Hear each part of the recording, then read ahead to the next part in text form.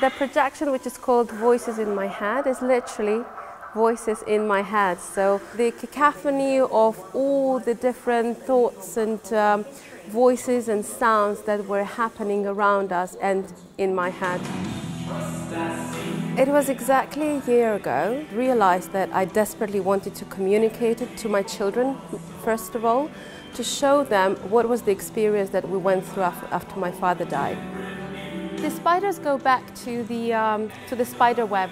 So because we found ourselves in this spider webs, I thought it would be logical to use the spiders for the projection, because these were spiders, these were the people who were weaving this web around us. That's when I started having visions of these really metaphors that turned into the installation.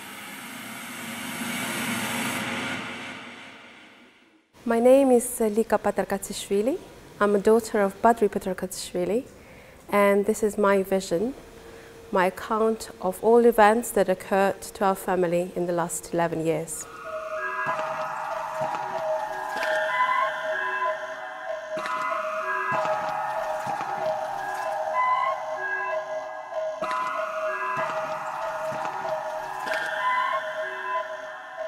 So the idea is that the viewer gets from a very beautifully lit bright space into this dark tunnel. This is exactly what happened to us. Then you go through the tunnel and you don't quite know where it takes you. And again, it's intentional that you can't really see where the exit is. There is no exit as such, you can only break free from it. The idea is that once you are out of the tunnel, you can see the structure from outside and you can try to make sense of it, and possibly it reminds you of a cobweb or a tornado. If you consider yourself as a human being, then the cobweb is not as scary. So once you are strong enough to rise to the occasion, the cobweb can be just swept away. Everything that happened around my dad and our family after his death 11 years ago, it would take a very long time to explain what exactly we as a family went through. So to me, it was obvious that if I wanted to share this story and get more people interested in it and really make them feel what it felt like, put them inside my head for a minute. I knew from the very beginning that it had to be very visual. It had to be with metaphors, it had to be with objects. So this umbrella, I call it the PR shield, and this just to show our frustration with all the PR activities that we had to take over those years following my father's death. In many ways, this miscommunication to me always felt as inefficient as an umbrella with holes. So here is the suitcase without a handle.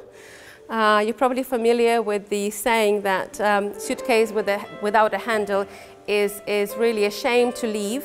So this just to show that although one might think that the wealth is a big privilege, and of course it is, but it is also in many ways a big burden and a big responsibility, especially when all these assets have been taken away from us, and then when we return them back, there were lots and lots of human lives behind these assets that we had to care for. So this is my favorite, I must say, and this is my biggest pride, really. This represents our family. And although our family consists of many strong-minded individuals, we manage to always work as a team, because for us, family always comes first. It's our most precious possession, that we as a family are very, very strong.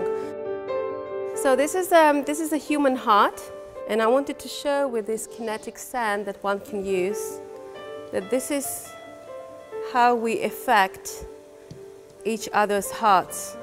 So every word that we say or action that we take, with every judgment of someone's actions and words, we do affect what a person feels inside. I truly believe that a person can be killed just with words.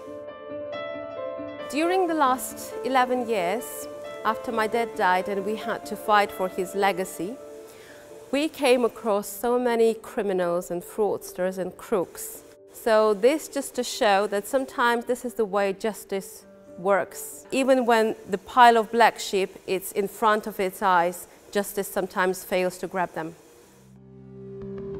Whenever we wanted to spend our time with our children and just to read them a story before sleep, there would be so many things going on in our minds, or magazine articles, again, describing what was happening around our family. We were punched from each and every side. So this is to show that the blows rained from all sides. And this is exactly what it felt like in those years, feeling like you are in the middle of the boxing ring and never know where the next blow would come from. This deconstructed remote control to show that ideally, media outlet should not be manipulated. It's there to report back to the members of public so they in turn can make informed choices.